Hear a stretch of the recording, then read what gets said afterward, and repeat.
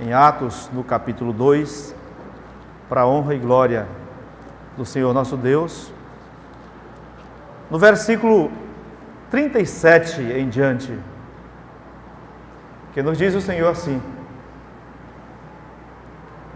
nos diz o Senhor dessa forma: ouvindo eles isto, compungiram-se em seu coração e perguntaram a Pedro e aos demais apóstolos: que faremos, varões e irmãos?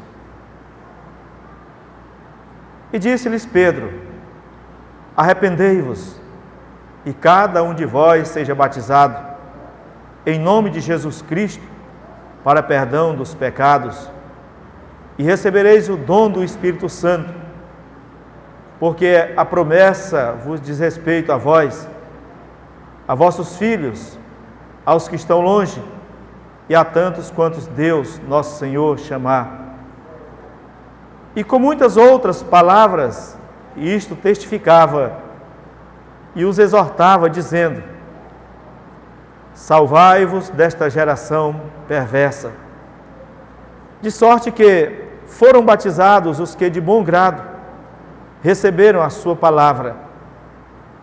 E naquele dia agregaram-se quase 3.000 almas, e perseveravam na doutrina dos apóstolos, e na comunhão, e no partir do pão, e nas orações. Em cada alma havia temor, e muitas maravilhas e sinais se faziam pelos apóstolos. O que nós podemos ver nesse texto?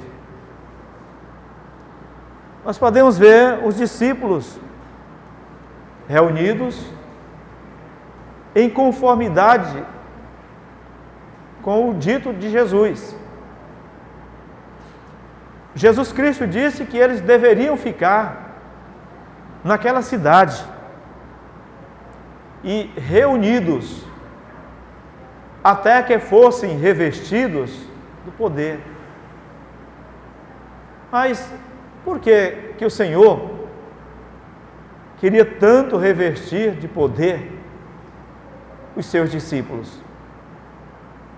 Certamente não era para a honra ou para a glória dos discípulos, para que eles fossem adorados. Certamente não. Mas o Senhor queria derramar o seu Espírito sobre os discípulos para que eles fossem capacitados para a pregação do Evangelho, para anunciar a palavra. Não era para que eles tivessem fama, fossem famosos, ricos, ganhando dinheiro às custas disso. Não. Jesus mandou que eles ficassem em Jerusalém, reunidos, até que fossem revestidos do poder.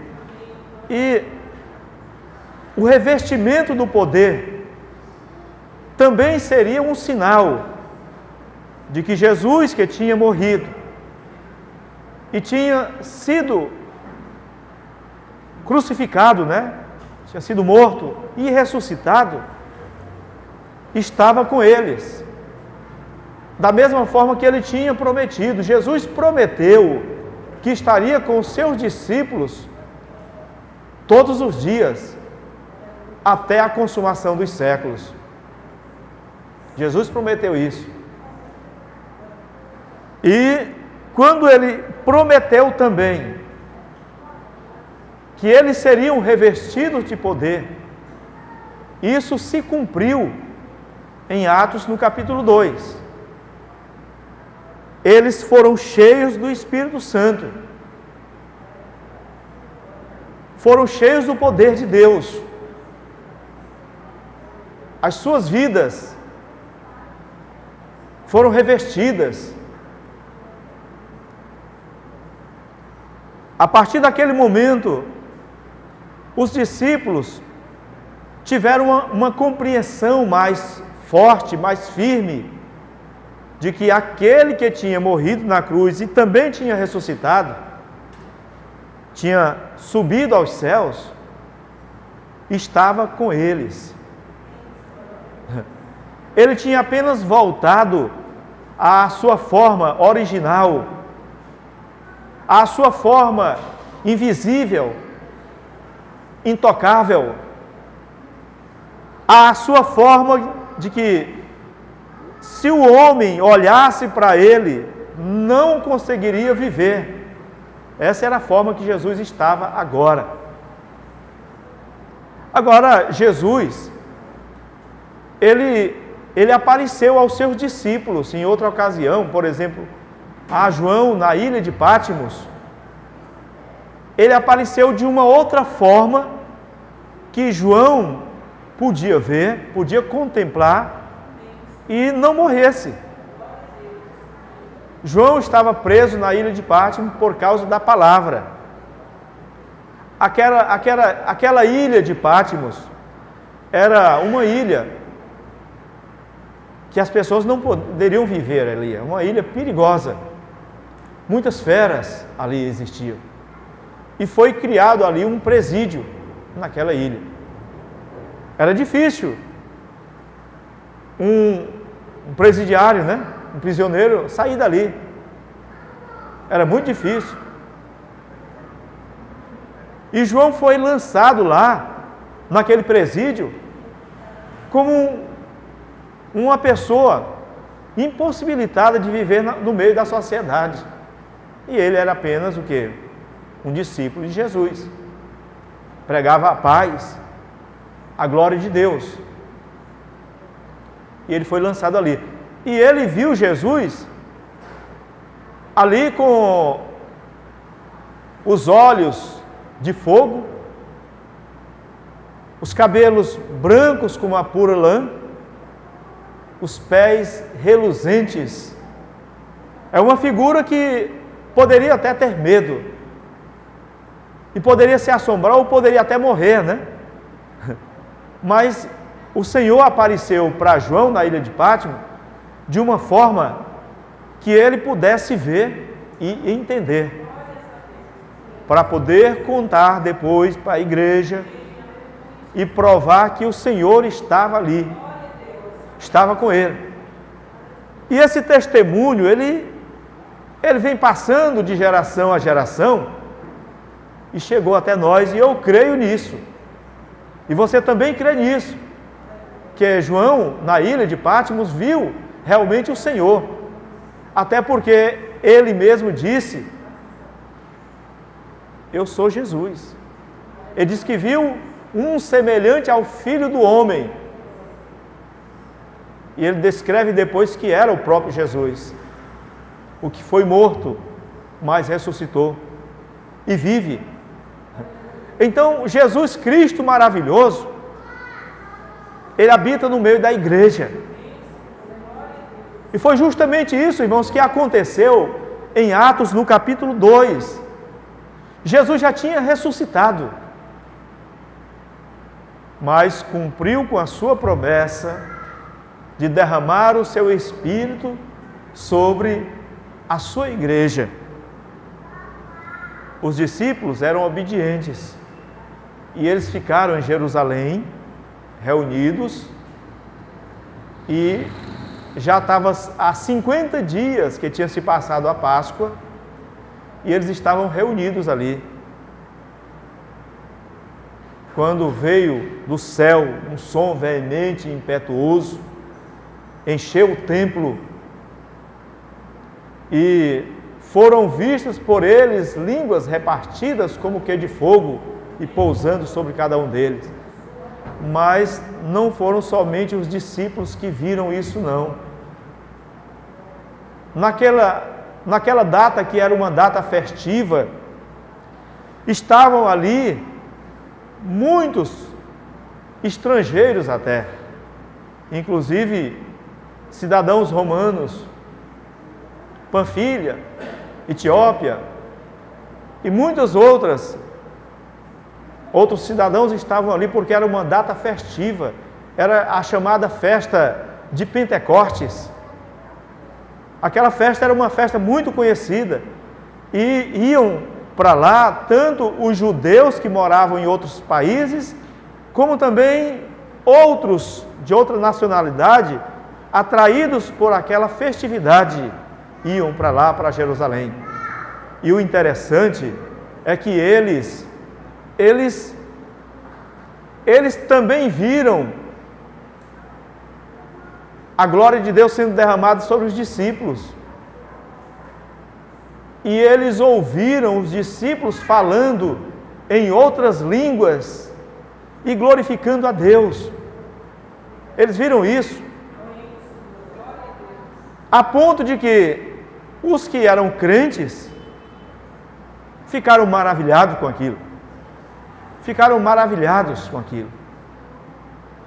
E os que não eram crentes duvidaram e começaram a questionar, dizendo: esses homens estão embriagados. Esses homens estão cheios de mosto. Mosto é vinho forte.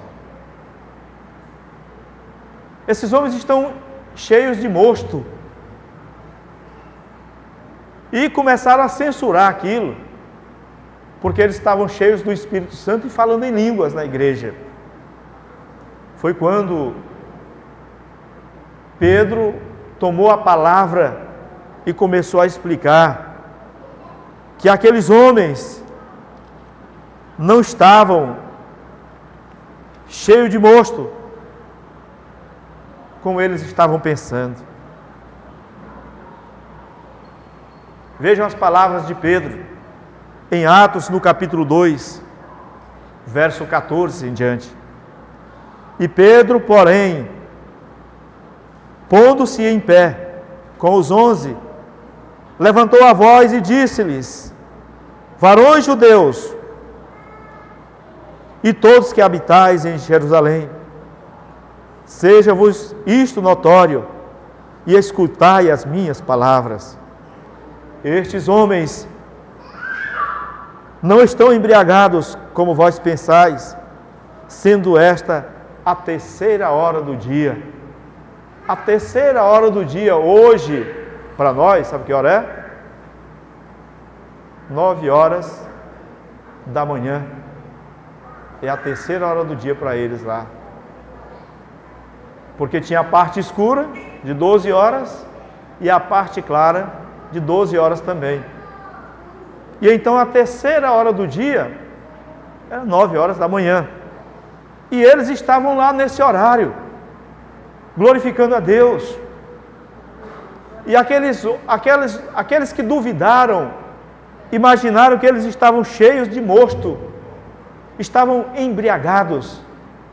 E Pedro explicou isso: eles não estão embriagados. Mas isto é o que foi dito pelo profeta Joel. Joel falou sobre isso. E nos últimos dias acontecerá, diz Deus, que do meu espírito derramarei sobre toda a carne, e os vossos filhos e as vossas filhas profetizarão, os vossos jovens terão visões, e os vossos velhos sonharão sonhos. Agora nós observamos o que o profeta Joel falou acerca da força da juventude, acerca do que os jovens têm, da capacidade física que eles têm, e terão visões, mas os velhos sonharão sonhos, já não tem mais aquele vigor, mas tem a esperança. Eles sonham, eles continuam lutando, embora queiram, mas não conseguem mais do jeito que eram na juventude. Eu costumo sempre imaginar, olha, o que a gente tem que fazer, irmão, tem que fazer agora. Se tem desejo de servir a Deus, procura agora servir a Deus. Procura te entregar logo ao Senhor e fazer logo o que tem que ser feito. E não deixe somente para depois, para o sonho. Ah, se eu pudesse. se eu ainda tivesse capacidade.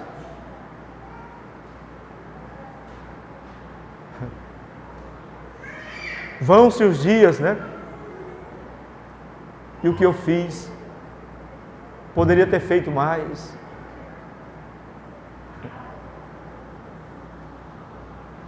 Quando um tempo eu fiz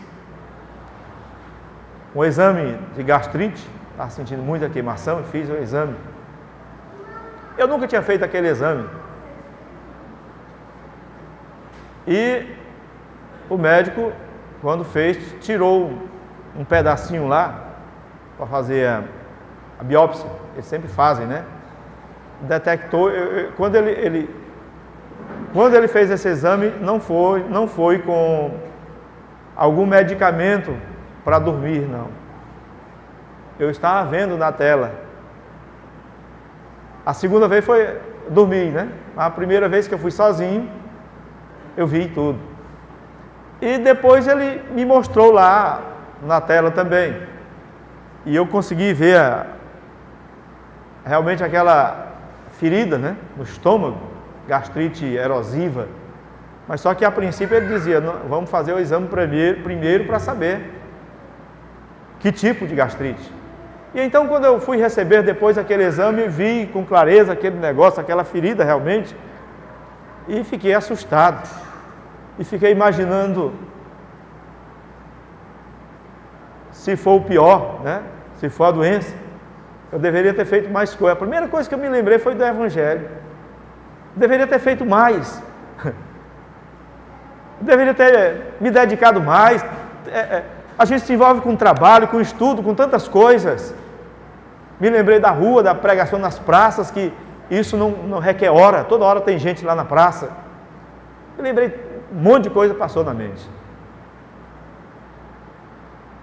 E mostrei para o médico, ele disse, não se preocupe não, isso aqui é tranquilo, não é grave de jeito nenhum, isso aqui é só uma gastrite erosiva.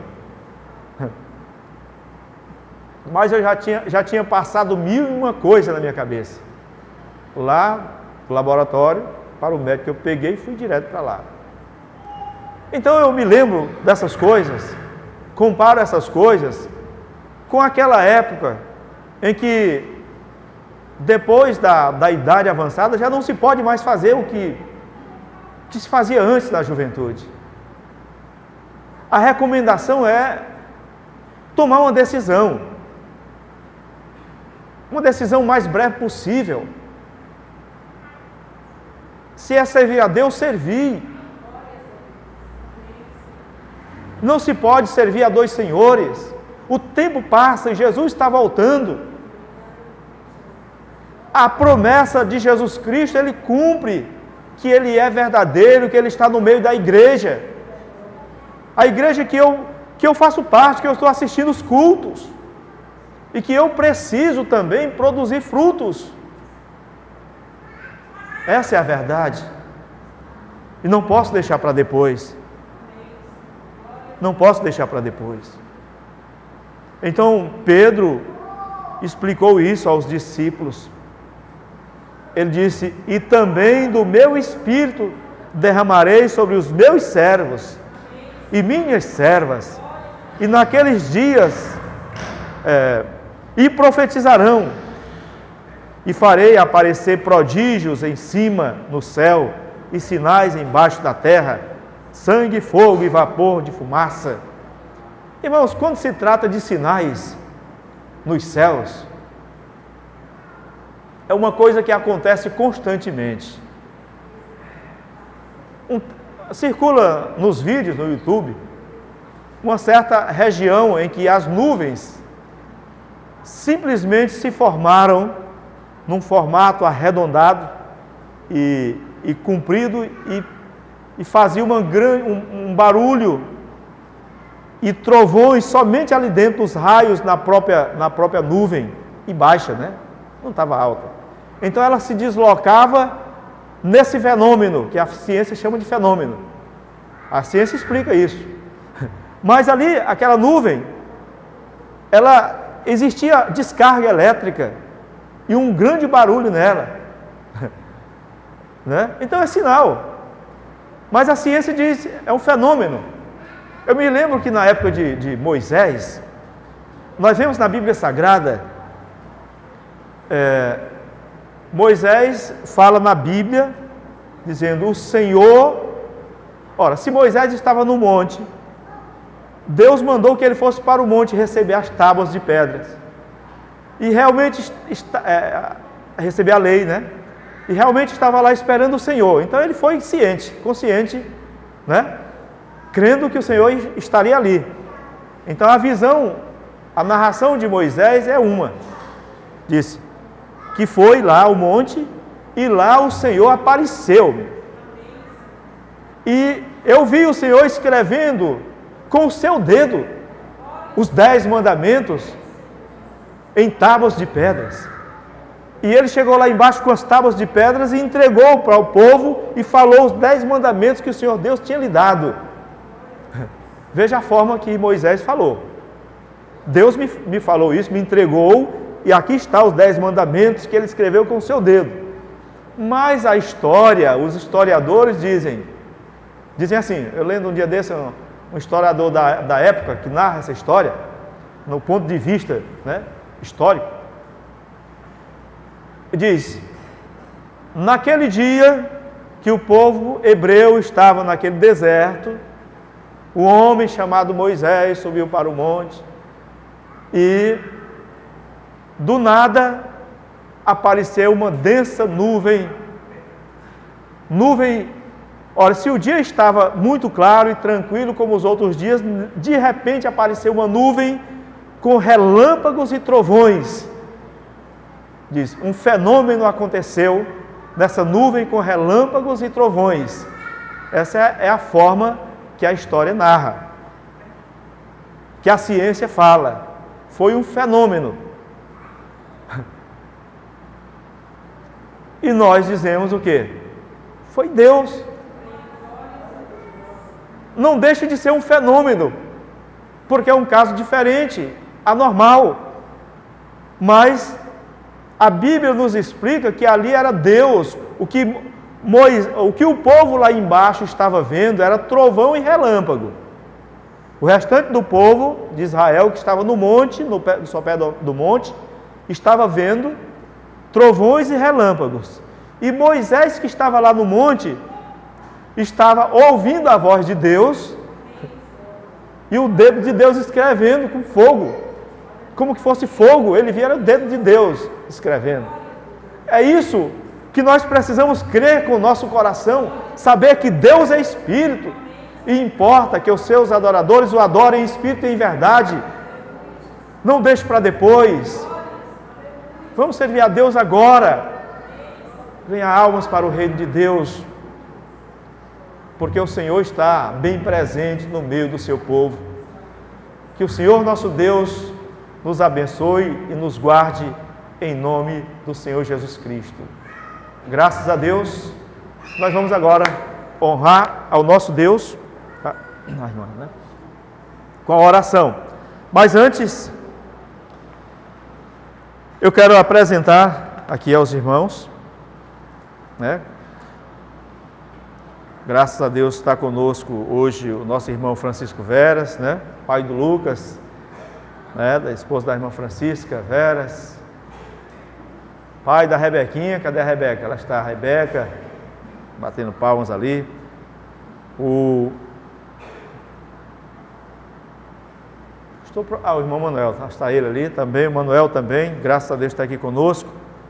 A Laiane e a Pâmela, né? Pâmela, qual é o nome que está aqui mesmo? Não estou entendendo Pâmela, mas acho que não é não, que ela não respondeu. Qual é o nome da irmã? Renara. Um nome diferente, né? Eu estava vendo aqui Pâmela, mas não tem problema não, Renara. Pâmela é mais conhecido, né? Renara é a primeira vez que estou ouvindo, né? Mas como a igreja recebe, sejam bem-vindos em nome do Senhor Jesus. Amém. Graças a Deus. Vamos orar ao nosso Senhor. Senhor nosso Deus, nosso Pai, graças te damos, ó Deus de Israel, por estarmos diante do Senhor nesta hora e podermos glorificar Teu santo nome,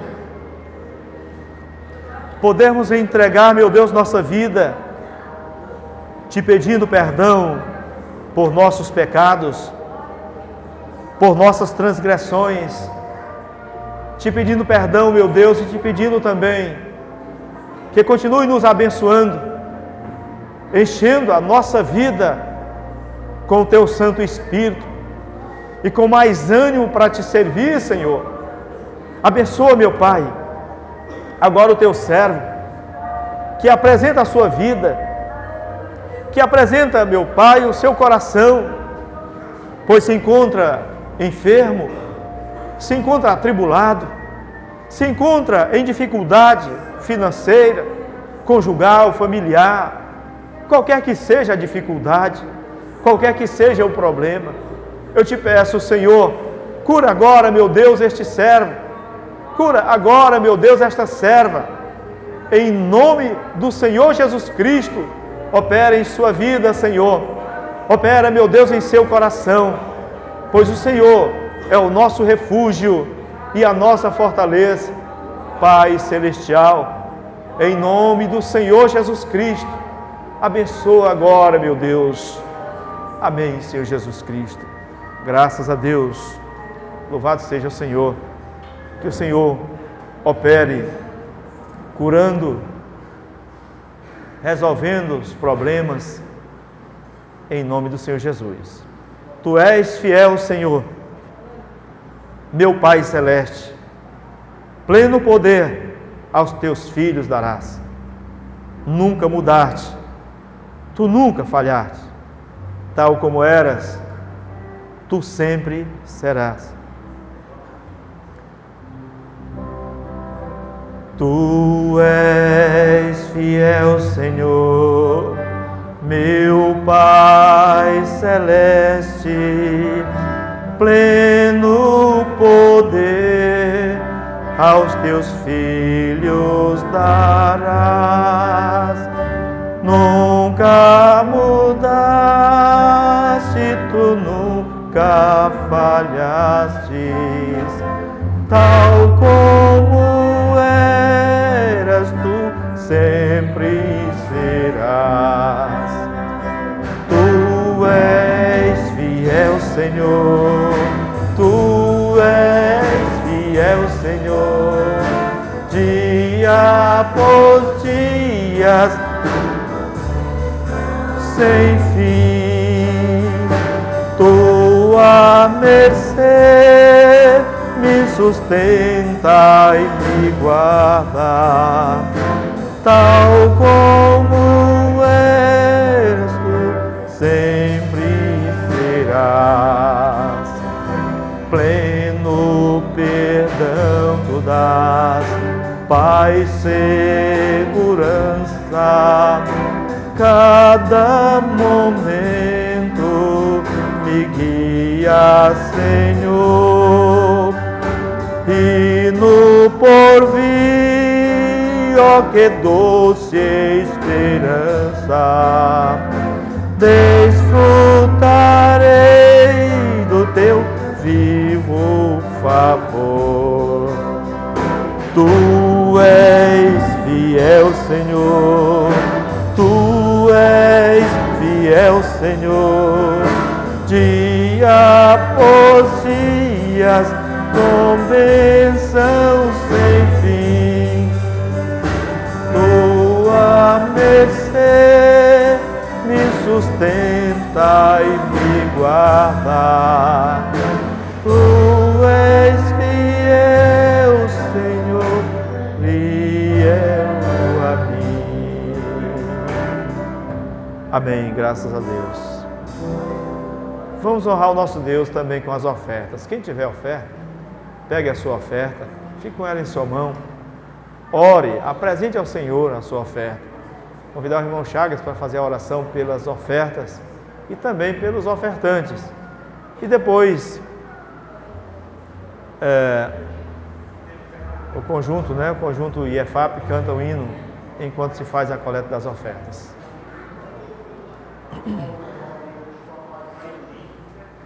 Glória a Deus. Aleluia, Senhor Jesus. Aleluia, Senhor Jesus.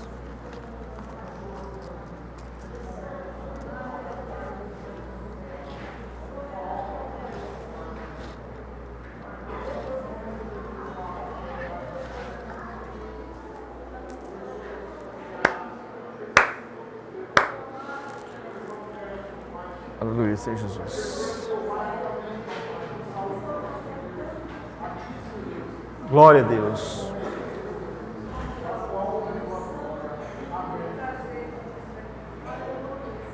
Amém, Senhor Jesus. Agora o conjunto canta o hino enquanto se faz a coleta das ofertas. Para a honra e glória do Senhor Jesus.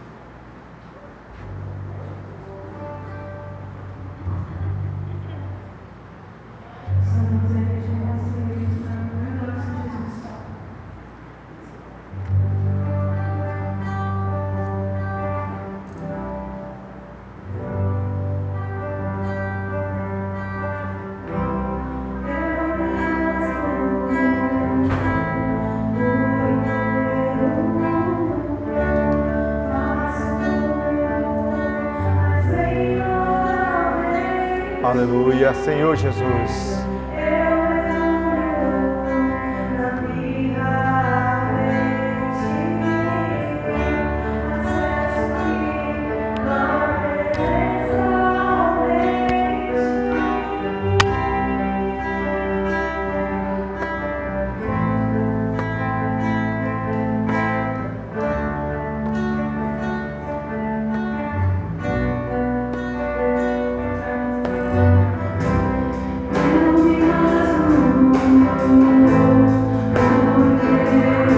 Aleluia, glória a Deus.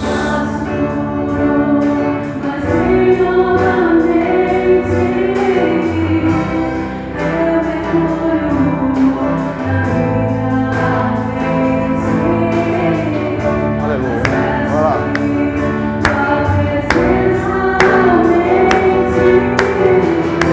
Aleluia, Senhor.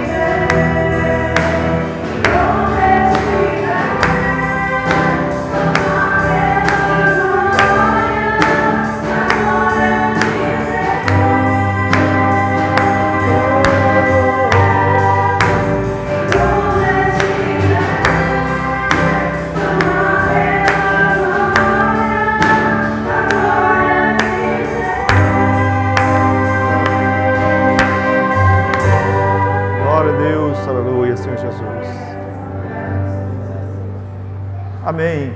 Graças a Deus. Canaã Celestial está com a oportunidade e honrará o Senhor nosso Deus também.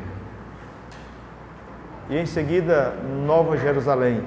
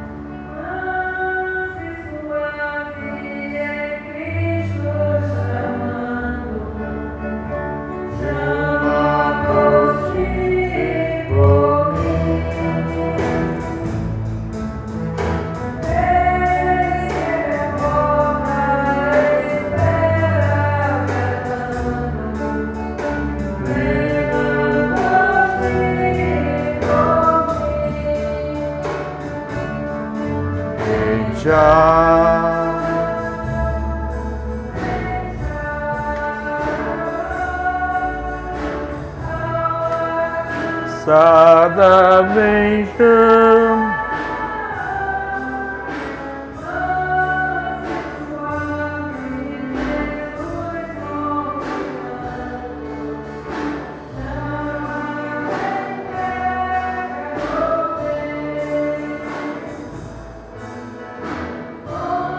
Glória a Deus. Amém. Amém, Senhor.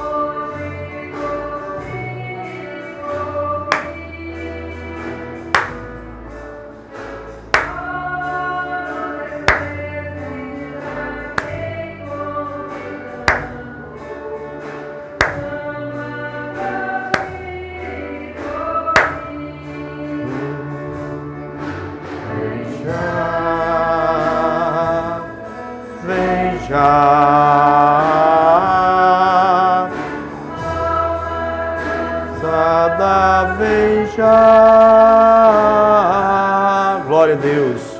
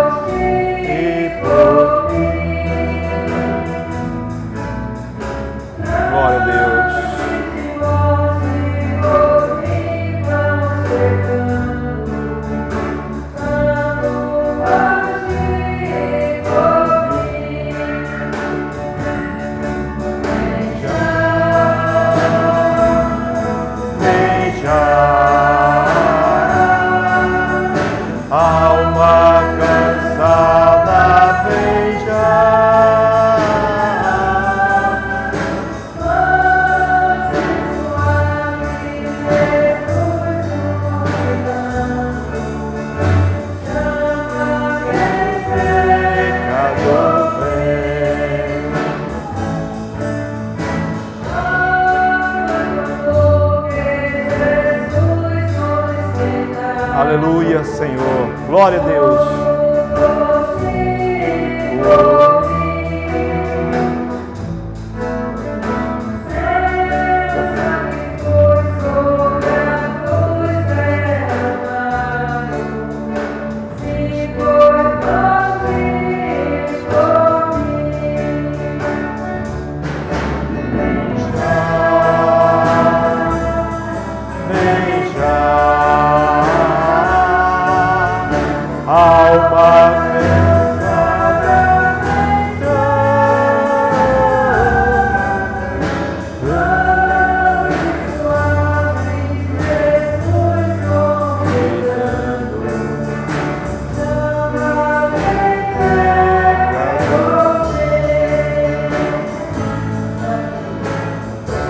Glória a Deus.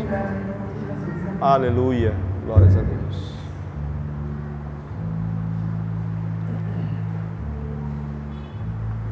Amém. Glória a Deus.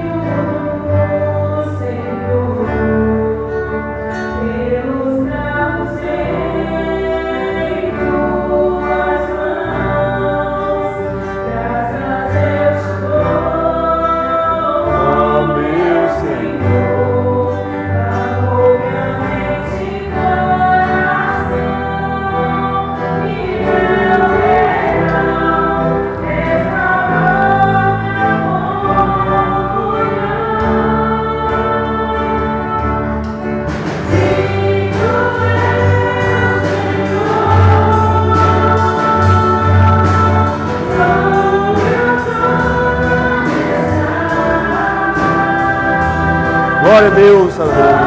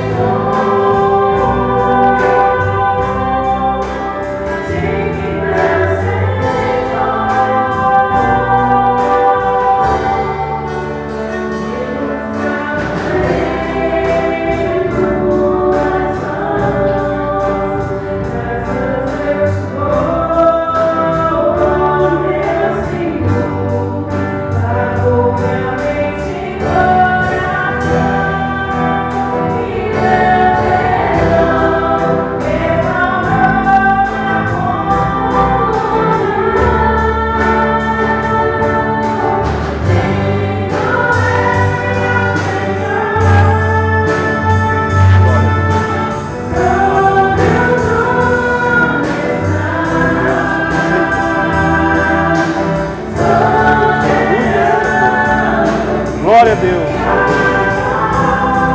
Glória a Deus, aleluia.